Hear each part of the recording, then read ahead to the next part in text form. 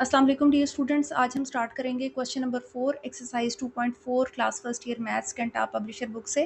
Question number 4 है solve the following system of homogeneous equations. यहाँ पे हमारे पास क्योंकि कोई मेथड गिवन नहीं है तो इसके लिए हम गॉस एलिमिनेशन मेथड अप्लाई करके देखते हैं।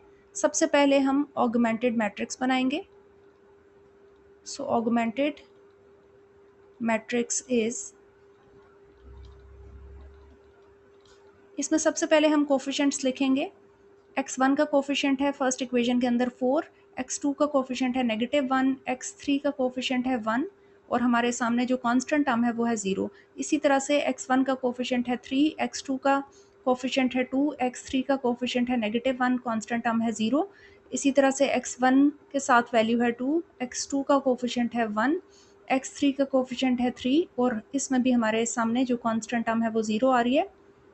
इस तरह से हमने ऑगमेंटेड मैट्रिक्स बना लिया। अब हमारा काम है सबसे पहले लीडिंग एंट्री को 1 बनाना। तो इसके लिए हम ऑपरेशन लिख सकते हैं कि हम रो 1 को डिवाइड करेंगे 4 से, मतलब हर एक एंट्री को डिवाइड करेंगे 4 से। तो हमारे पास क्या चेंज आएगा, 4 को 4 से डिवाइड करूंगी 1 आंसर आएगा, -1 को 4 से डिवाइड करूंगी तो -1/4 आएगा, 1 को 4 से डिवाइड करेंगे 1/4 आ जाएगा, 0 को 4 से डिवाइड करेंगे तो आंसर आपके पास यहाँ पे 0 आ जाएगा।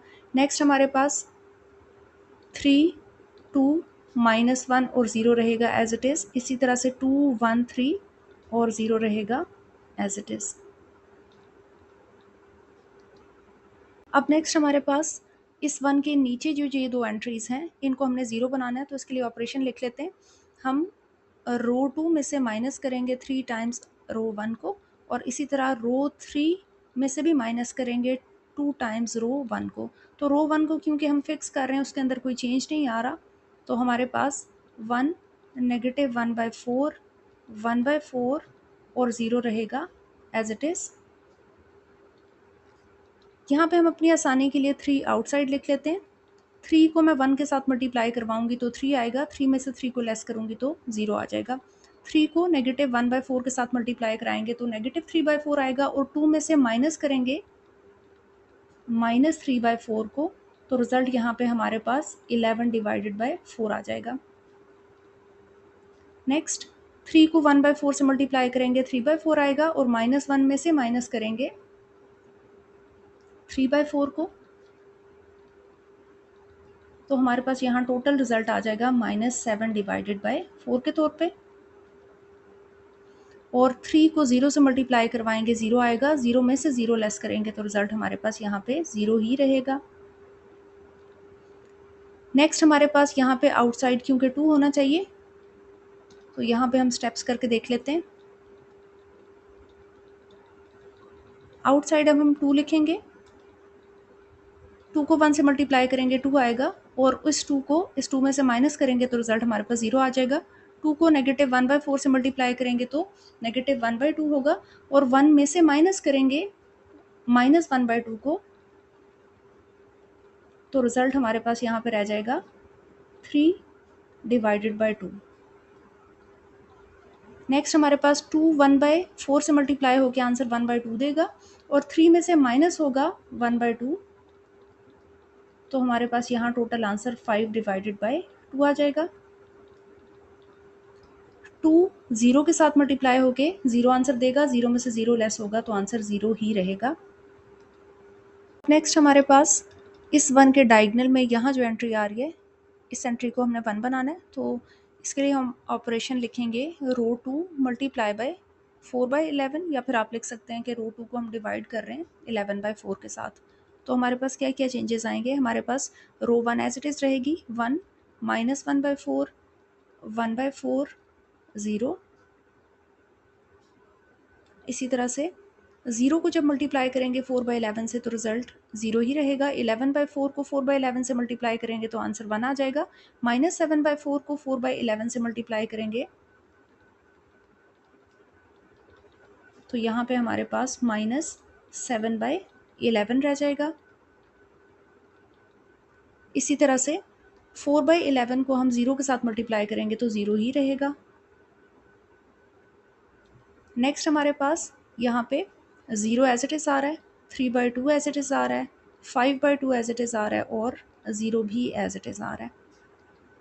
नेक्स्ट हमारे पास इस 1 के नीचे जो यहाँ 3/2 आ रहा है, इसको हमने 0 बनाना है। इसके लिए ऑपरेशन हम लिखेंगे कि रो 3 में से माइनस कर रहे हैं 3/2 टाइम्स रो 2 को,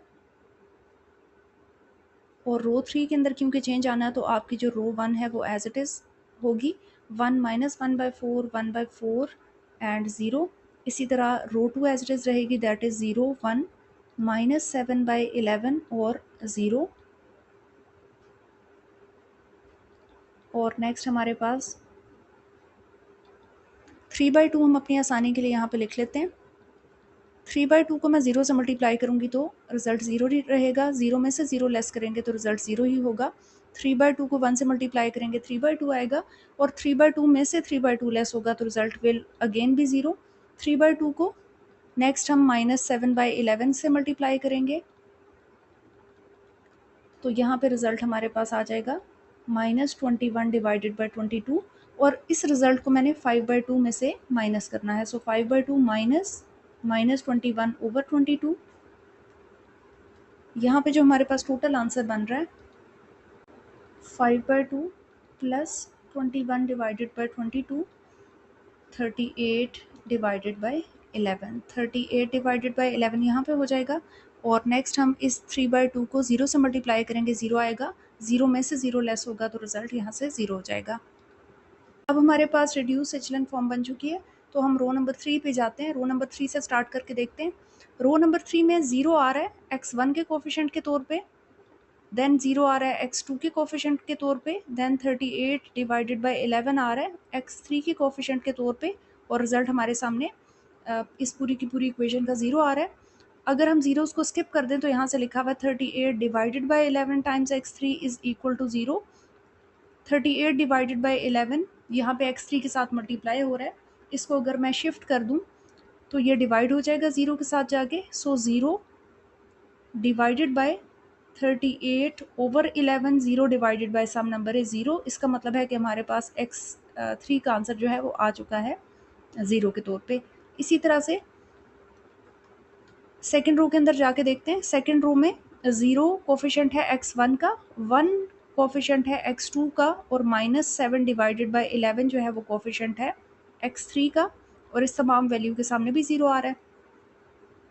यहाँ से अगर हम कैलकुलेशन करके देखें तो 0 को हम स्किप करेंगे, यहाँ पर रह जाएगा x2, और 7 divided by 11 time x3 positive हो जाएगा। अब क्योंकि x3 का रिजल्ट हमारे पास 0 है तो 7 डिवाइडेड बाय 11 को एज इट इज़ रखें, x3 की जगह 0 प्लेस करें तो हमारे पास x2 का रिजल्ट भी 0 आ रहा है।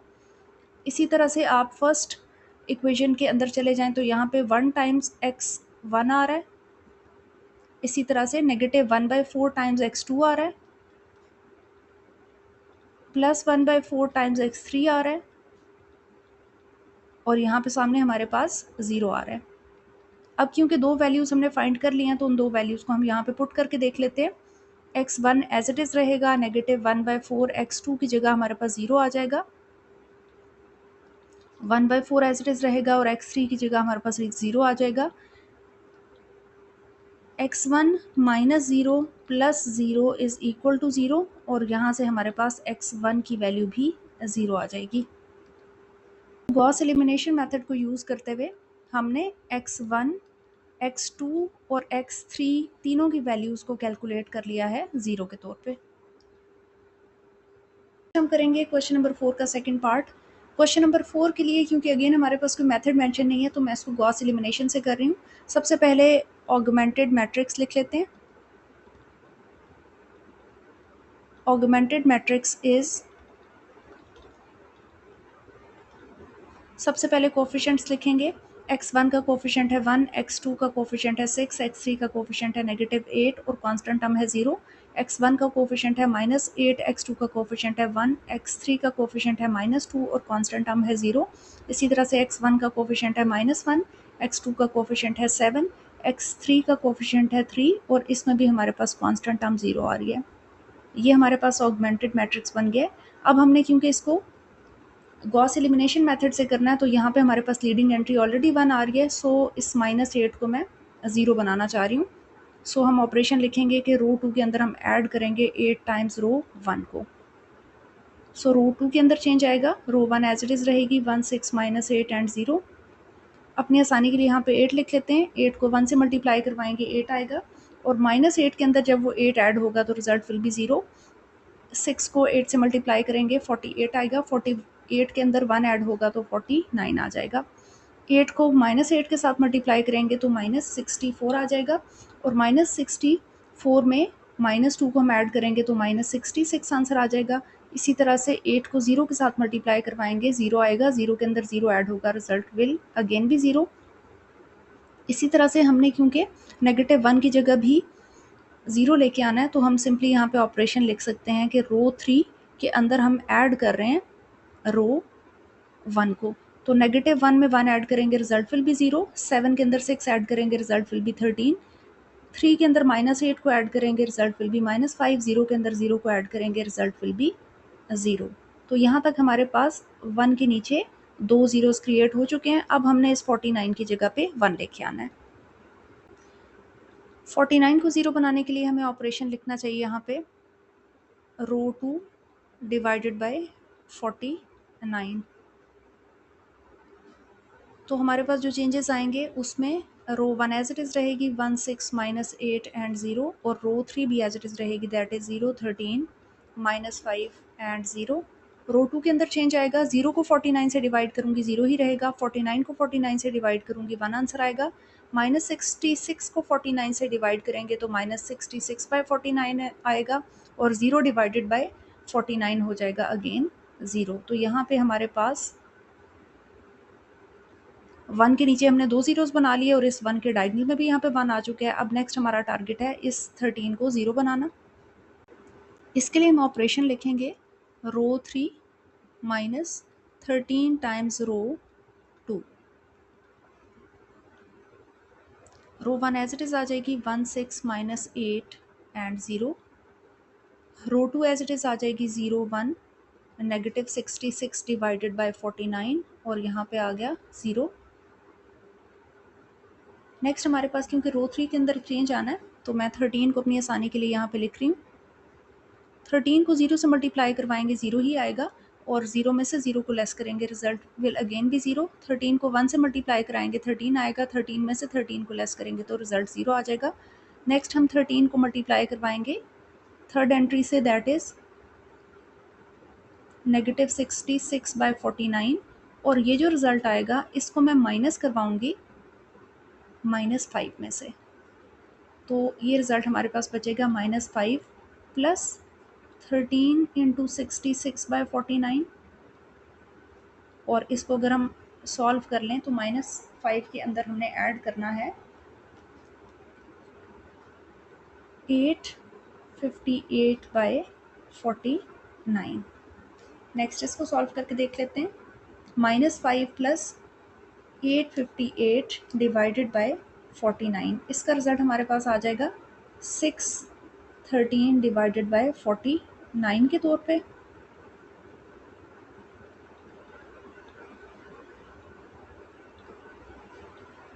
सो हमने इस मल्टीप्लिकेशन और इस तमाम वैल्यू को सिंप्लीफाई कर लिया। नेक्स्ट 13 0 से मल्टीप्लाई होकर 0 देगा, तो 0 में से 0 लेस करेंगे तो रिजल्ट यहाँ पे हमारे पास 0 ही रहेगा। अब नेक्स्ट हमारे पास क्योंकि रिड्यूस एचलन फॉर्म बन चुकी है तो हम रो नंबर 3 से स्टार्ट करते हैं।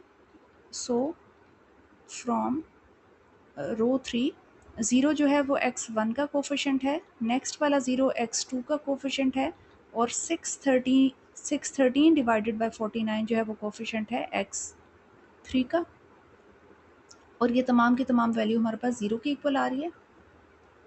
हम ज़ीरोज़ को स्किप कर लें तो यहाँ पे आंसर आएगा 613 divided by 49 times x3 is equal to 0, और ये सारी की सारी वैल्यू यहाँ पे x3 के साथ मल्टीप्लाई हो रही है। अगर मैं इसको राइट पे शिफ्ट कर दूँ तो 0 के साथ डिवाइड हो जाएगी, और 0 से डिवाइड होने के बाद रिज़ल्ट मेरे पास 0 ही रहेगा। अब आ जाते हैं हम रो नंबर 2 पे। So from row 2, row number 2 में देखा जाए तो 0 जो है वो x1 का कोफिशेंट है, 1 x2 का कोफिशेंट है, और -66 डिवाइडेड बाय 49 जो है वो x3 का कोफिशेंट है, और ये तमाम वैल्यू इक्वल टू 0 है। x1 को हम स्किप कर सकते हैं क्योंकि x1 0 के साथ मल्टीप्लाई होकर 0 ही देगा।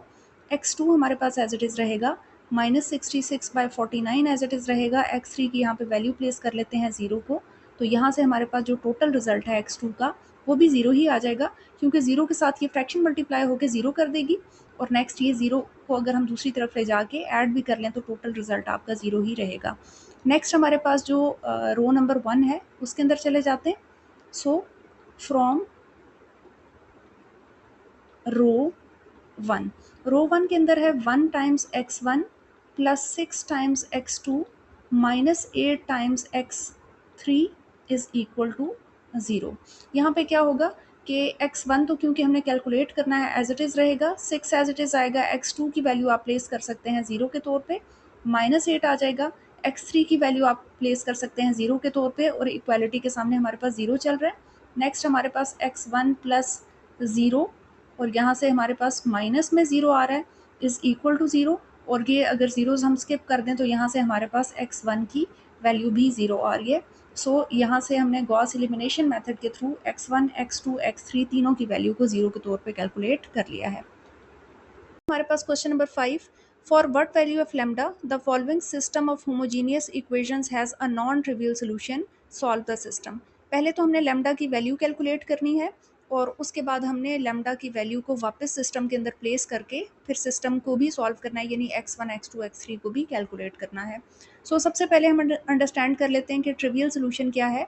ट्रिवियल सोल्यूशन एक ऐसा सोल्यूशन है, एक ऐसा सिस्टम ऑफ इक्वेशंस का सोल्यूशन है जिसमें तमाम वेरिएबल्स की जो वैल्यूज़ हैं वो 0 के इक्वल हो जाती हैं। यानी चाहे आप x1 कैलकुलेट करें, चाहे x2 कैलकुलेट करें, या आप x3 की वैल्यू कैलकुलेट करें, वो तमाम की तमाम वैल्यू 0 के इक्वल आंसर देंगी। जबकि नॉन ट्रिवियल सोल्यूशन में क्या होगा कि at least one of the variables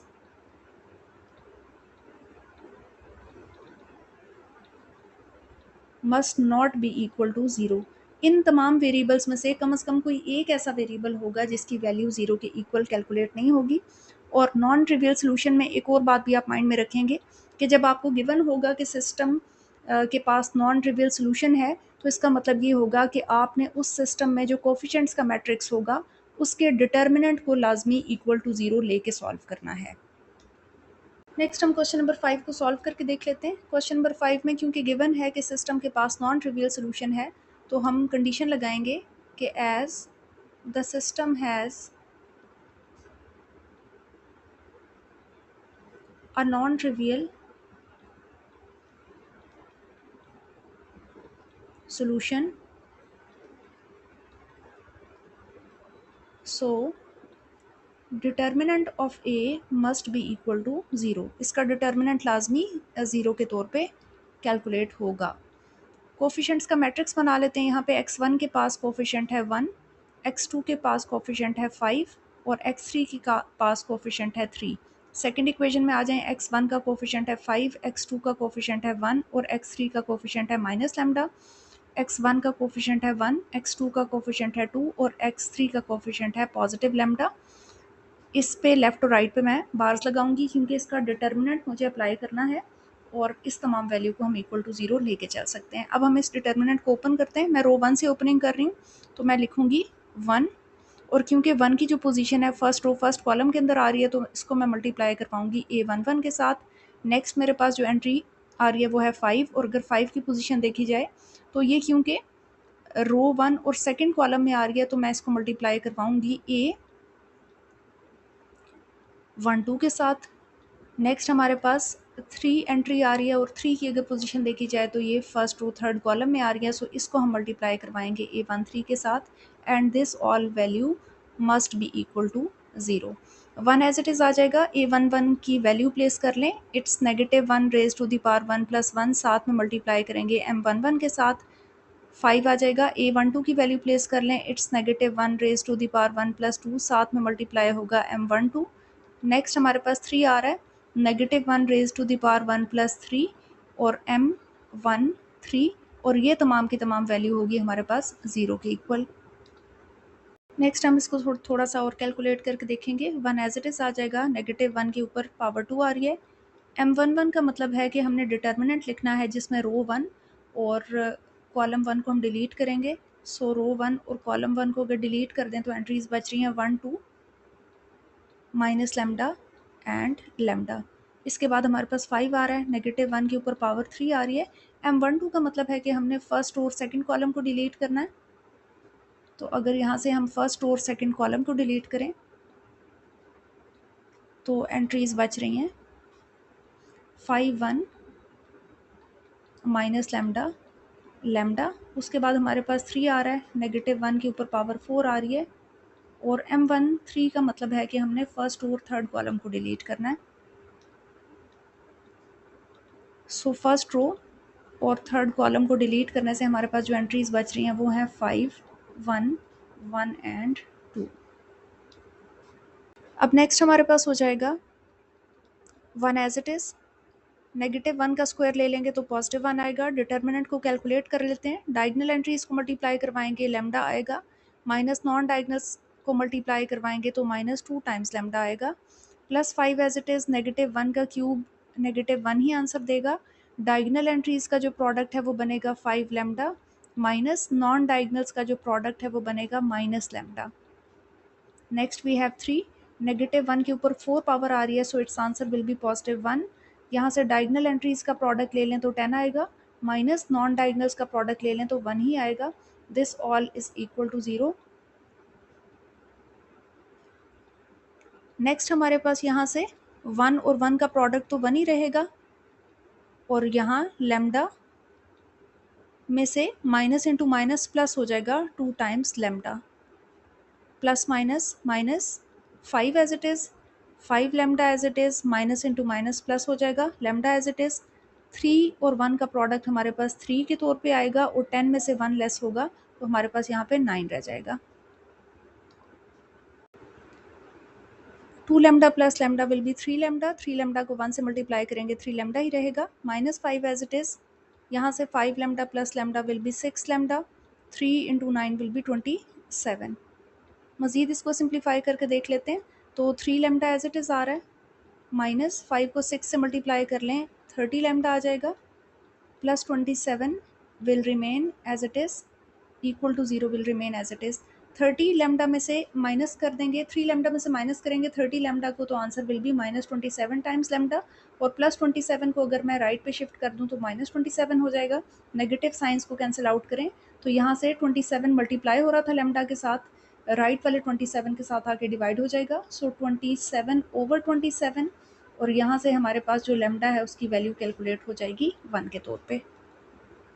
अब इस सिस्टम के अंदर जहाँ जहाँ पे मेरे पास लेमडा आ रहा है मैं लेमडा की वैल्यू सब्स्टिट्यूट करके देखूंगी। So put lambda is equal to 1। System के अंदर जहाँ जहाँ लेमडा आ रहा है वहाँ पे 1 प्लेस करती जाऊंगी, तो मेरे पास जो सिस्टम है वो बन जाएगा x1 + 5x2 + 3x3 is equal to 0। इसी तरह से सेकंड इक्वेशन बनेगी 5x1 + x2 माइनस लेमडा की जगह आ जाएगा 1, और x3 हमारे पास आ जाएगा एज इट इज़,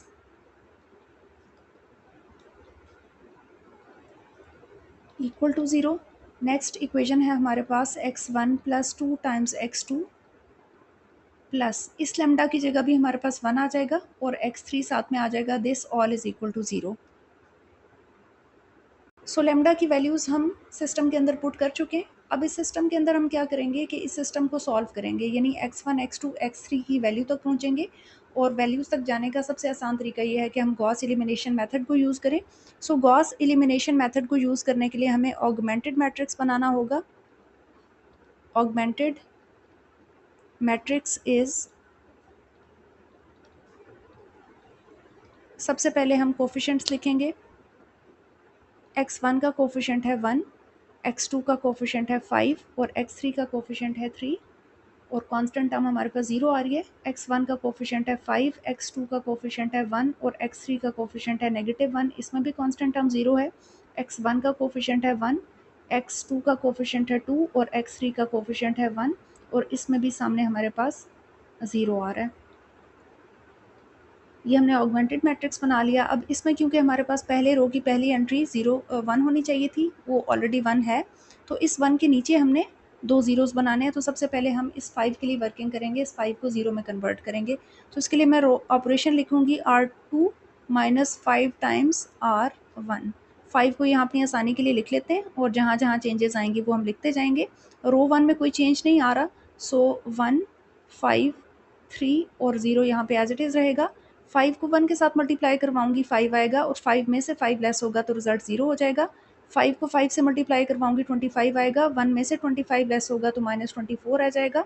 5 को 3 से मल्टीप्लाई करवाऊंगी 15 आएगा, और -1 में से माइनस करेंगे 15 को तो -16 आ जाएगा। 5 को 0 के साथ मल्टीप्लाई करेंगे 0 आएगा, 0 में से 0 लेस होगा तो 0 ही रहेगा।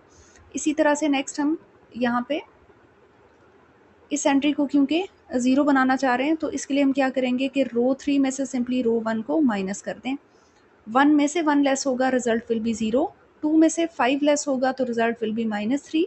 1 में से 3 लेस होगा, रिजल्ट विल बी -2, और 0 में से 0 लेस होगा तो रिजल्ट 0 ही रहेगा। अब हमारे पास 1 के नीचे यहाँ पे 2 ज़ीरोस क्रिएट हो चुके हैं। अब मैंने इस -24 को 1 में कन्वर्ट करना है। इसके लिए हम ऑपरेशन लिखेंगे रो 2 मल्टीप्लाई बाय -1/24, या फिर आप लिख सकते हैं रो 2 डिवाइडेड बाय -24। तो रो 2 के अंदर क्योंकि चेंज आना है, सो रो 1 और रो 3 को आप as it is note down कर लें, 1, 5, 3 एंड 0, और यहाँ से 0, -3, -2 एंड 0, ये दो एज इट इज़ आ गए। रो 2 को मल्टीप्लाई करवाते जाएं। 0 को अगर मैं -1/24 के साथ मल्टीप्लाई करवाऊँ 0 ही रहेगा। -24 को मल्टीप्लाई करवाऊँ -1/24 से, रिजल्ट विल बी 1। -16 को -1/24 से मल्टीप्लाई करके देखें तो हमारे पास यहाँ पे रिजल्ट बनेगा टोटल पॉजिटिव में, और 8 के टेबल से कटिंग कर लूँ तो 8 का टेबल 2 टाइम्स और यहाँ पे 3 टाइम्स कैंसिल आउट करेगा, result will be 2 divided by 3। इसी तरह से -1/24 को जब मैं 0 के साथ मल्टीप्लाई करवाऊंगी तो वो 0 ही रहेगा। अब हमारे पास इस 1 के डायगोनल में यहाँ पे 1 बन चुका है। नेक्स्ट हमारा काम है इस -3 को 0 में कन्वर्ट करना। अब नेक्स्ट हम यहाँ पे ऑपरेशन लिखेंगे कि हमने रो 3 के अंदर ऐड करना है 3 टाइम्स R2, क्योंकि ये 1 जो हमने बनाया था हमने इसी 1 को यूटिलाइज करना है। तो अपनी आसानी के लिए यहाँ पे हम 3 लिख लेते हैं। रो 1 एज इट इज़ आ जाएगी, दैट इज़ 1, 5, 3 एंड 0, और रो 2 एज इट इज़ आ जाएगी, दैट इज़ 0, 1, 2/3 एंड 0। 3 को 0 से मल्टीप्लाई करवाएंगे 0 आएगा, 0 के अंदर 0 ऐड होकर रिजल्ट 0 ही रहेगा। 3 को 1 से मल्टीप्लाई करवाएंगे 3 आएगा, -3 में +3 करेंगे, रिजल्ट विल बी अगेन 0। 3 को 2/3 से मल्टीप्लाई करवाएंगे, आंसर 2 आएगा, और 2 के अंदर -2 को ऐड करेंगे, ये रिजल्ट 0 हो जाएगा। 3 को 0 से मल्टीप्लाई करवाएंगे 0 आएगा, 0 के अंदर 0 को ऐड करेंगे तो ये रिजल्ट भी हमारे पास 0 ही रहेगा। अब हमारे पास एचेलन फॉर्म या फिर गॉस एलिमिनेशन मेथड में हम 1 के नीचे जो 2 ज़ीरोज़ बनाते हैं, इस 1 के डायगोनल पे यहाँ पे 1 बनाते हैं और ये 0 बनाते हैं। ये 5 एंट्रीज़ का काम कंप्लीट हो चुका है। अब नेक्स्ट हम यहाँ से रो 3 को अगर देखें तो तमाम की तमाम एंट्रीज़ हमारे पास 0 हो चुके हैं। x1 का कोफिशिएंट 0 है, x2 का कोफिशिएंट भी 0 है, और x3 का कोफिशिएंट भी 0 है। सो हम रो 2 से स्टार्ट करते हैं। फ्रॉम रो 2 यहाँ पे 0 आ रहा है, और 0 x1 का कोफिशिएंट है। इसी तरह से 1 x2 का कोफिशिएंट है, और 2/3 जो है वो x3 का कोफिशिएंट है। This all is equal to 0। अब यहाँ से हम लिखेंगे कि क्योंकि हमारे पास जो सिस्टम था वो नॉन ट्रिवियल था, और हमने नॉन ट्रिवियल सोल्यूशन में देखा था कि किसी एक वेरिएबल की वैल्यू 0 के इक्वल नहीं होगी, तो हम लेट कर लेते हैं यहाँ पे। आप चाहें तो x2 रख लें, चाहे तो x3 रख लें। तो मैं लेट कर रही हूँ कि x3 की वैल्यू t के इक्वल है, यानी 0 के इक्वल नहीं है, 0 के अलावा कोई वैल्यू है t के तौर पे, जो कि एक नॉन ज़ीरो वैल्यू है। सो जब आप इस इक्वेशन के अंदर वापस जाएंगे तो क्या होगा, 0 x1 के साथ मल्टीप्लाई होकर 0 हो चुका होगा, और यहाँ पे x2 रह गया होगा प्लस 2/3, और x3 की जगह आप t प्लेस करेंगे। This all is equal to 0। ये 2/3t यहाँ पे प्लस हो रहा है, राइट पे आके माइनस हो जाएगा। सो x2 की वैल्यू आपके पास कैलकुलेट हो जाएगी -2/3 टाइम्स t के तौर पे। अब हम अगर रो 1 को देखें तो रो 1 में है 1, और 1 कोफिशिएंट है x1 का। इसी तरह जो 5 है वो कोफिशिएंट है x2 का। इसी तरह जो 3 है वो कोफिशिएंट है x3 का, और ये तमाम वैल्यू इक्वल टू 0 है। x1 यहाँ से एज इट इज़ रहने दें। x2 की वैल्यू आपने कैलकुलेट कर ली है -2/3 टाइम्स t के तौर पे, और x3 को आपने लेट किया था t के तौर पे। इन वैल्यूज़ को हम मज़ीद सिंप्लीफाई करके देख लेते हैं। x1 as it is -10 divided by 3t plus 3t, this all is equal to 0। x1 as it is आ जाएगा। यहाँ से +3t को मैं पहले लिख रही हूँ और -10 डिवाइडेड बाई 3 टाइम्स t को मैं बाद में लिख रही हूँ, और अगर मैं इनके डिनोमिनेटर सेम कर दूँ तो ये 9t माइनस 10t बनेगा, whole divided by 3, this all is equal to 0। Next हम क्या करेंगे, x1 as it is -1t बचेगा, whole divided by 3 is equal to 0, और यहाँ से ये एक नेगेटिव फ्रैक्शन है, अगर मैं राइट पे ले जाऊँगी तो पॉजिटिव फ्रैक्शन बन जाएगी, तो x1 की वैल्यू कैलकुलेट हो जाएगी t/3 के तौर पे।